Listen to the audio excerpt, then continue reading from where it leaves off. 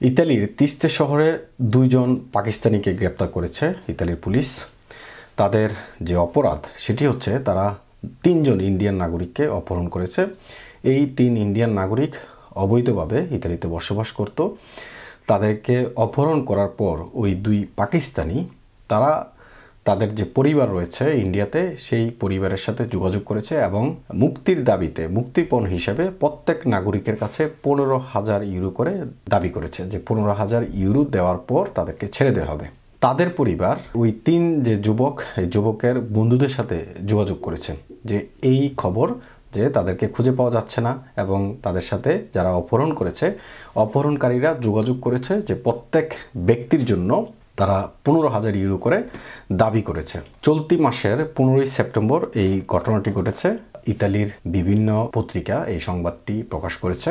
15 তারিখে ঘটনা ঘটার পর তারা তাদের পরিবারের কাছে 15,000 ইউরো মুক্তিপণ দাবি করেছে ওই দুই পাকিস্তানি। পরিবার যখন তাদের বন্ধুদের সাথে যোগাযোগ করেছে তখন দেখতে পাচ্ছে যে ঘটনা সত্য, তারা তাদের বন্ধুদের খুঁজে পাচ্ছে না এবং গত 2 দিন হয়েছে যে তাদেরকে খুঁজে পাওয়া যাচ্ছে না। তখন তাদের বন্ধুদের সহযোগিতায় পুলিশের সহযোগিতা নিয়েছে ওই পরিবার এবং পুলিশের সহযোগিতার পর যেই নাম্বার থেকে ফোন করা হয়েছে সেই নাম্বার ট্র্যাপিং করা শুরু হয়েছে এবং একসময় তাদেরকে আসলে গ্রেপ্তারের জন্য পিয়াজ্জা গারিবেলদি নামক জায়গায় যেখানে তারা বসবাস করতে এবং লোকেটেড হয়েছে যেই এলাকায় যে এই বাড়িতে ওই 3 ইন্ডিয়ান আছে লোকেটেড হওয়ার পর পুলিশ সেখানে রেড দেয়। রেড দেওয়ার পর সেখানে গিয়ে পুলিশ আরও হতবাক, দেখা গেছে ওই 3 জন শুধু যে ইন্ডিয়ান রয়েছে তা নয়, সেখানে আরও অনেক এমন লোক রয়েছে যাদেরকে অপহরণ করে নিয়ে আসা হয়েছে।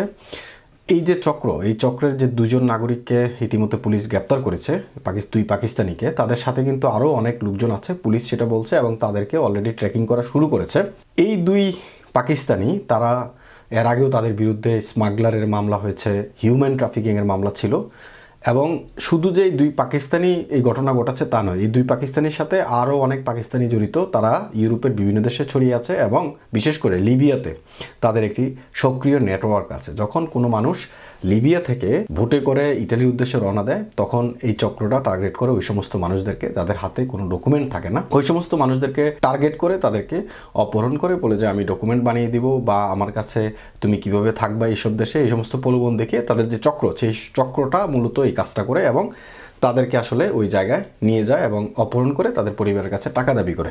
এর আগে এমন অনেক ঘটনা আমরা জেনেছি যেখানে বাংলাদেশি নাগরিকরা লিবিয়াতে এই অপহরণের শিকার হতো, সেখানে বাংলাদেশিরাও খুব জড়িত থাকতো লিবিয়ার এই ঘটনায়। কিন্তু ইউরোপে আমার মনে হয় এটাই প্রথম যে মানে কোনো বাংলাদেশি কোনো ইউরোপে এই সমস্ত অপহরণ কিংবা এই সমস্ত হিউম্যান ট্রাফিকিংয়ের সাথে ইউরোপে কেউ জড়িত আছে এমন খবর কিন্তু নেই। আপনারা যদি গুগলে চার্জ করেন কিডন্যাপ বা এই সমস্ত স্মাগলিং বা অন্যান্য যে সমস্ত ঘটনা, সেই ঘটনাগুলো পাকিস্তানি নাগরিকদের নাম বারবার কিন্তু আসবে। আপনি গুগলে টাইপ করলে দেখবেন কয়েক বছরের যে হিসাব আসবে সেই হিসাবগুলোতে কত সংখ্যক পাকিস্তানিকে পুলিশ গ্রেপ্তার করেছে ইউরোপের বিভিন্ন দেশ থেকে, তারা এই সমস্ত কর্মকাণ্ডের সাথে জড়িত।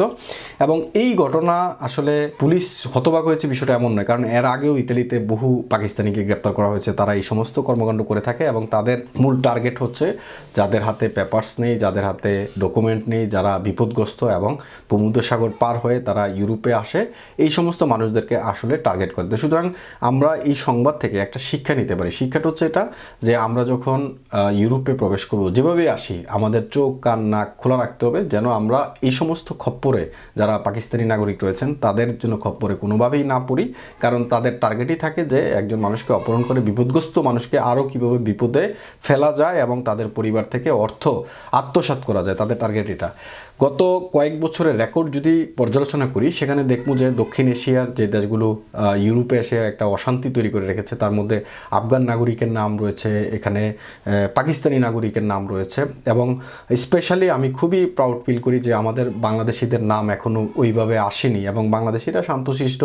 যেখানে আপনি জব করেন বা যে এলাকায় জব করেন দেখবেন যখন আপনি প্রশ্ন করবেন আপনার নিয়োগকর্তাকে প্রশ্ন করবেন যে তারা কোন দেশের নাগরিকদের বা কোন দেশের অভিবাসীদের সবচেয়ে বেশি পছন্দ করে, সেখানে কিন্তু বাংলাদেশের নাম আছে যে বাংলাদেশের অভিবাসীরা খুবই শান্তশিষ্ট এবং তারা কাজের জায়গায় তারা কাজ করে এবং কষ্ট করে টাকা উপার্জন করে এবং এই প্রচেষ্টায় তারা আসলে দেশের সুনাম অক্ষুণ্ণ রাখছে। অন্যদিকে সাউথ এশিয়ার যে দেশগুলো রয়েছে, আপনি ইন্ডিয়ান বা পাকিস্তানি বা আফগানিস্তান, এই সমস্ত দেশের নাগরিকদের আসলে ভিনদেশিরা বা যেসব দেশগুলোতে আমরা বসবাস করছি এইসব দেশের নাগরিকরা কিন্তু পছন্দ করে না নানা কারণে। কারণ তাদের যে ক্রাইম রেট সেটা কিন্তু আমাদের থেকে অনেক অনেক বেশি। বাংলাদেশেরও অনেক সময় অনেক ক্ষেত্রে অনেক ক্রাইমের সাথে সম্পৃক্ত হয়, কিন্তু যদি ইন্ডিয়ান, আফগানিস্তান, পাকিস্তানি এই সমস্ত দেশগুলোর সাথে আমরা তুলনা করি, আমাদের ক্রাইম রেট কিন্তু অনেক অনেক কম, এবং অভিবাসী হিসেবে আমাদেরকে তারা অনেক পছন্দ করে এবং আমাদের জায়গায় তারা আসলে চিন্তা করে ওইভাবে একজন দয়ালু মানুষের মতো করে, একজন পরিশ্রমী মানুষের মতো করে আমাদেরকে চিন্তা করে।